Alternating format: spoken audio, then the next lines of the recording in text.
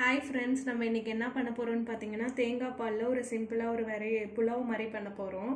அது வந்து புலாவ் வந்து நான் பட்டாணி புதினா எல்லாமே வச்சு தான் பண்ண போகிறேன். அதுக்கு தேவையான இன்க்ரீடியன்ஸ் என்னன்னு சொல்கிறேன்.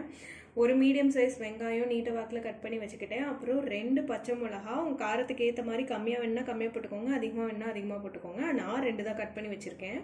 அதுக்கப்புறமேட்டுக்கு ஒரு தக்காளி 4 கட் பண்ணி வச்சுக்கிட்டேன். அப்புறம் கொஞ்சோண்டு புதினா கொத்தமல்லி தலையை இப்படி துண்டாக நான் கட் பண்ணி வச்சுக்கிட்டேன்.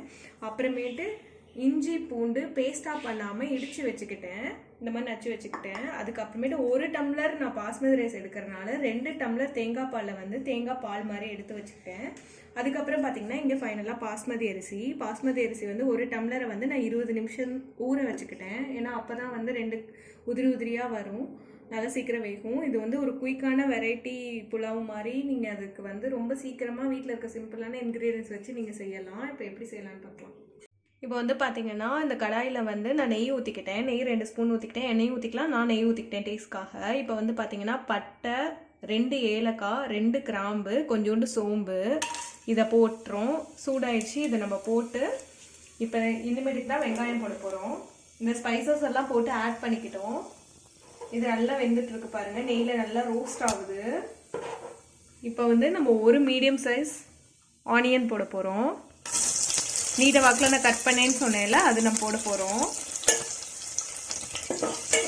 இப்போ இதை நல்லா ஃப்ரை பண்ணிட்டு இருக்கணும்.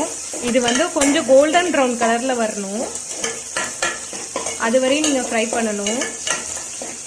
இது ரொம்ப ஈஸியான ரெசிபி தான்.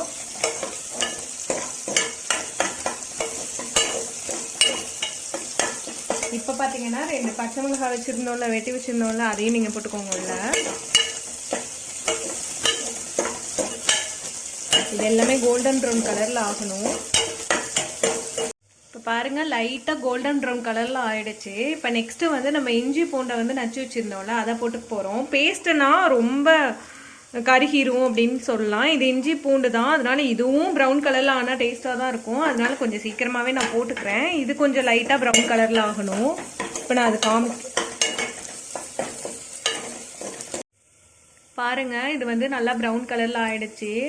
அது டேஸ்ட்டாக இருக்கும். ப்ரௌன் கலரில் ஆனிச்சுன்னா ரொம்ப கருவு விடக்கூடாது, கண்ணாடி மாதிரியும் இருக்கக்கூடாது. அதுக்கப்புறம் நெக்ஸ்ட்டு வந்து பார்த்திங்கன்னா ஒரு மீடியம் சைஸ் தக்காளி வெட்டியிருந்தேன்ல, அதை நம்ம போட்டுக்கிறோம். அதை கொஞ்சம் தக்காளி வந்து மேஷியாக ஆகிற மாதிரி கொஞ்சம் ஃப்ரை பண்ணிக்கிறோம். இப்போ வந்து பாருங்கள், லைட்டாக மேஷ் ஆகிடுச்சு. ஓகேங்களா? இப்போ வந்து நம்ம புதினா கொத்தமல்லி வெட்டி வச்சுருந்தோம்னு சொன்னோம்ல, அது நம்ம போட்டுக்கிறோம். அதுக்கப்புறம் 2 ஸ்பூன் பட்டாணின்னு சொன்னேன்ல புலாவுக்கு, அது நம்ம சேர்த்துக்கிறோம். ஓகேங்களா?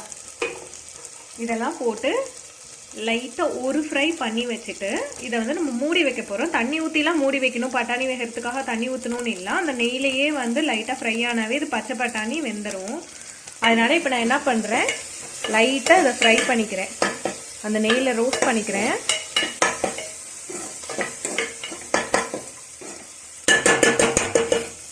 பண்ணிட்டு நம்ம இதை வந்து ஒரு லிட்ல க்ளோஸ் பண்ணி வச்சிடுறோம்.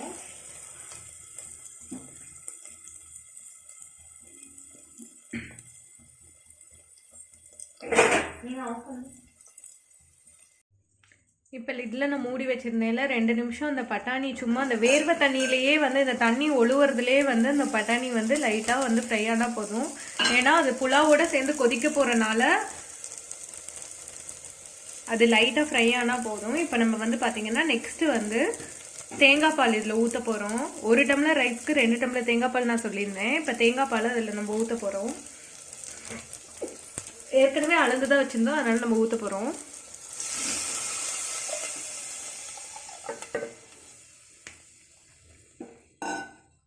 இந்த தேங்காய் பால் நம்ம ஊற்றிட்டோம். இது லைட்டாக வந்து நம்ம கொதிக்கணும். இது ரொம்ப கொதிச்சா திரிஞ்சு போயிடும், அதனால் லைட்டாக கொதிச்சா போதும். இதுக்கு தேவையான சால்ட் போட்டுக்கிறோம். இந்த புலாவுக்கு தேவையான சால்ட்டு. இது லைட்டாக சூடாக வரப்போ நம்ம ஊற வச்சுருந்த பாஸ்மதி அரிசியை போட்டு நம்ம இதை கொதிக்க வைக்க போகிறோம். அவ்வளோதான். இப்போ இது லைட்டாக கொதிக்கிறப்ப நான் உங்கள்கிட்ட காமிக்கிறேன். அந்த டைமில் தான் நீங்கள் பாஸ்மதி அரிசி போடணும்.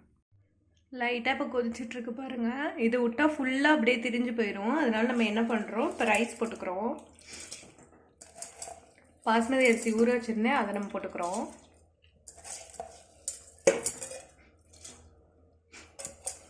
இதை போட்டுட்டு நம்ம கொதிக்க வைக்கணும். சரிங்களா? இதை போட்டுட்டு நம்ம புலாவுக்கு வந்து எப்பயும் வேக வைக்க. இங்கே பாருங்கள், ரைஸ் போட்டாச்சு. இதை வந்து இப்போ நம்ம வேக வைக்க போகிறோம். ரைஸை ஊற வச்ச பாஸ்மதி ரைஸ் நான் போட்டிருக்கேன். இதை நம்ம லிட் மூடி ஒரு 10 நிமிஷம் வேக வைக்க போகிறோம். இப்போ பாருங்கள், ஒரு 15 நிமிஷம் கழிச்சு எடுக்கிறேன். 15 நிமிஷம் நான் அப்ராக்சிமேட்டாக தான் சொல்கிறேன். நீங்கள் அதை திறந்து பார்த்து வேகலைன்னா திரும்பியும் கூட வேக வச்சுக்கலாம். 15 நிமிஷம் ஓகேங்களா? அதை வந்து நான் எடுத்துட்டேன். இப்போ எடுத்துட்டோடனே பார்த்தீங்கன்னா புலாவு நல்லா உதிரி உதிரியாக வந்திருக்கு, கொலையெல்லாம் இல்லை. இது ஒயிட் கலரில், நீங்கள் ஒயிட் கலரில் தான் புலாவ் வரணும் அப்படின்னு நினச்சிங்க அப்படின்னா நீங்கள் அது தக்காளி போடாமல் இருங்க. நான் தக்காளி போட்டுக்கிட்டேன், அதனால இந்த கலரில் வந்திருக்கு. ரொம்ப ஒயிட்டும் இல்லாமல் ரொம்ப ரெட்டிஷும் இல்லாமல் ஒரு கலரில் வந்திருக்கு. இது உண்மையாலுமே டேஸ்ட்டாக இருக்கும். நல்லா உதிரி உதிரியாக வந்துருக்கு பாருங்க. 1 டம்ளர் அரிசிக்கு 2 டம்ளர் பாஸ்மதி ரைஸ். இந்த மாதிரி பேனில் செஞ்சிங்கன்னா 2 டம்ளர் பாஸ்மதி ரைஸ் போடுங்க. குக்கரில் செஞ்சால் 1 டம்ளருக்கு 1.5 டம்ளர் தேங்காய் பால் ஊற்றி நீங்கள் செஞ்சு பாருங்கள். இந்த மாதிரி செஞ்சு பார்த்து சொல்லுங்கள் ஃப்ரெண்ட்ஸ். இது ரொம்ப டேஸ்ட்டாக இருக்கும். சப்ஸ்கிரைப் பண்ணுங்கள்.